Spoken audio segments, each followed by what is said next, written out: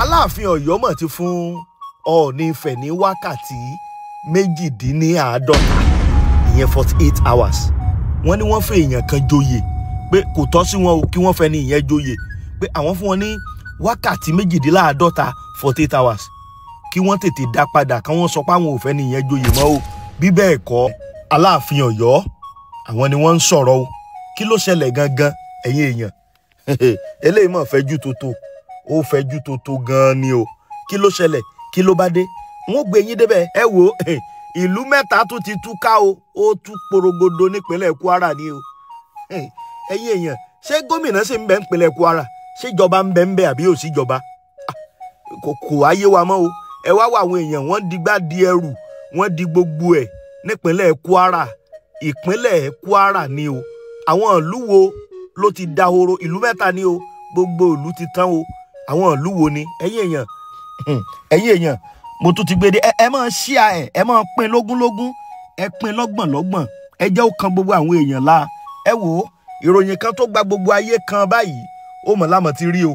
Níbi tí ìròyìn ọ̀hún ti sọ o wípé Aláàfin Ọ̀yọ́ wọ́n sọ fún oonirisa wípé àwọn fún wọn ní wákàtí mejidinlaadota péré o, ìyẹn 48 hours kí wọ́n fi reverse ẹni tí wọ́n fi joyè.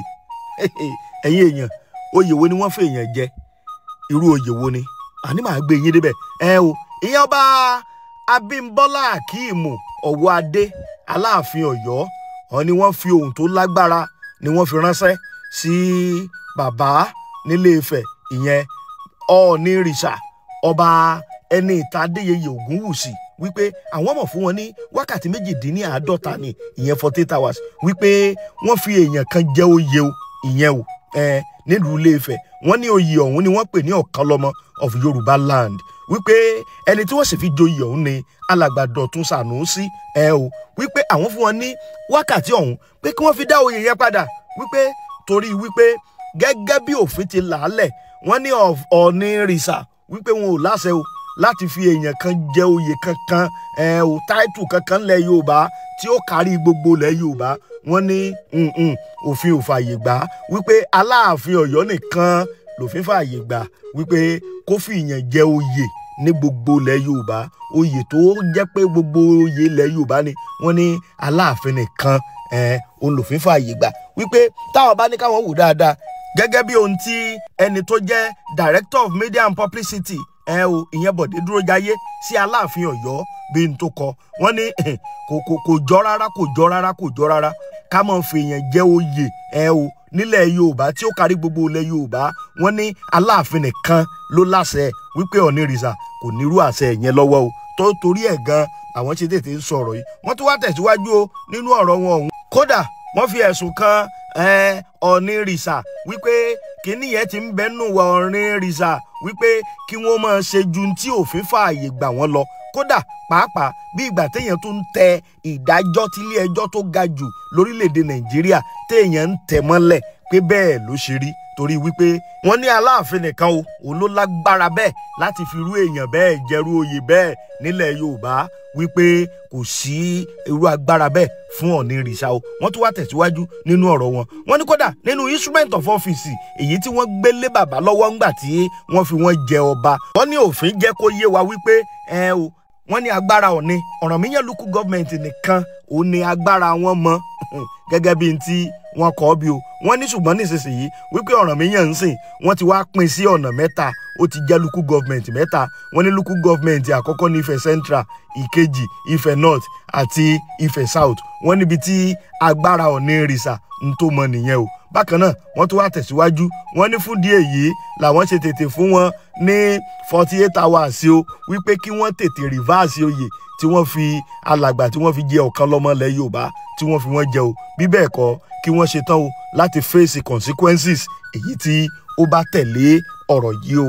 Wọ́n wá ní gbogbo akitiyan àwọn táwọn ń lépa látìgbà táwọn ti gbọ́ pa àṣẹ gẹ́gẹ́ bí Aláàfin Ọ̀yọ́ láti lè jẹ́ kí àlàáfíà kó jọba nílẹ̀ Yorùbá, wípé kí wọ́n má wàá lò yẹn bí ìgbà tó jẹ́ wípé àwọn wíìkì àbí àwọn ò mọ tí àwọn ń ṣe gẹ́gẹ́ bí Aláàfin. Wọ́n ní kì í ṣe bẹ́ẹ̀ o.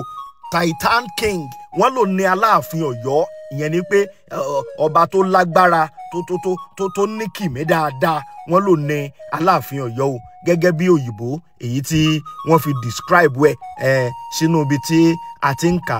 Kódà ìròyìn tí mo gbé yìí, gbogbo ìwé ìròyìn pátá tó nítumọ̀ o nílẹ̀ wa lónìí àwọn ni wọ́n ti gbé. Ẹ̀yin èèyàn, kí lẹ rí sọ̀rọ̀ yìí? Bó ló ṣe rí lọ́dọ̀ ti yín? Ọ̀kan lọ́mọ, wọ́n ní Ọọ̀ni wọn ò láṣẹ láti fi èèyàn jẹ ọ̀kan lọ́mọ of Yorùbá land. Wọ́n ní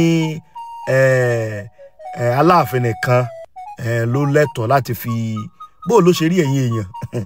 Ẹ máa kọ́mẹ̀ntì, mo fẹ́ máa rí kọ́mẹ̀ntì ẹ̀yin èèyàn wa. Ẹ sì máa share ẹ̀jẹ̀ ó go far dáadáa. Àròyé TV rèé, ẹ láìkì, ẹ subscribe, kẹ́ ẹ sì máa follow. Òkèláwà téńté.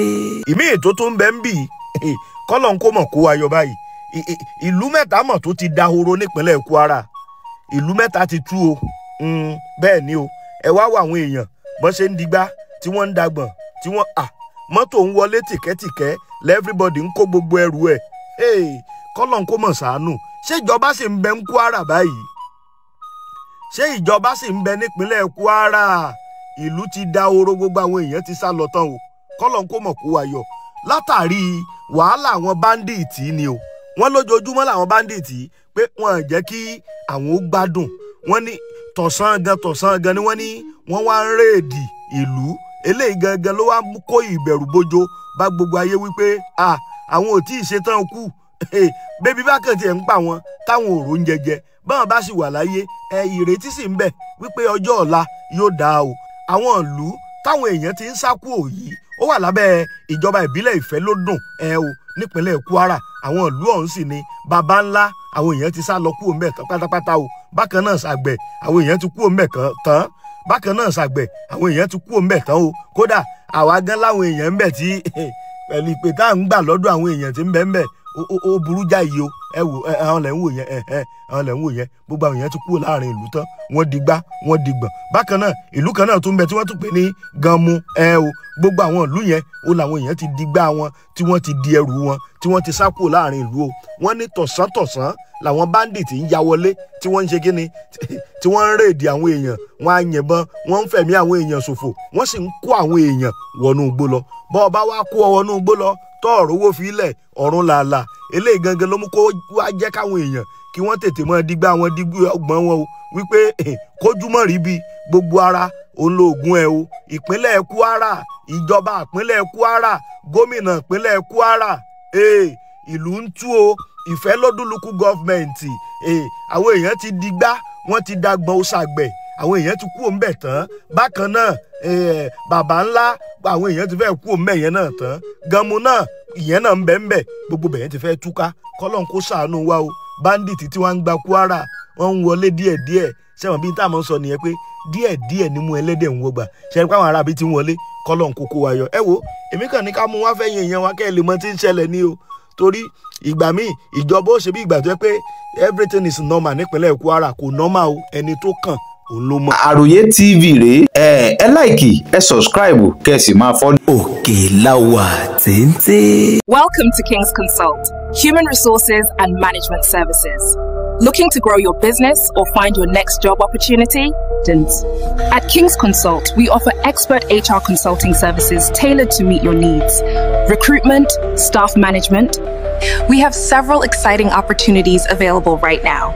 Are you looking for a new role?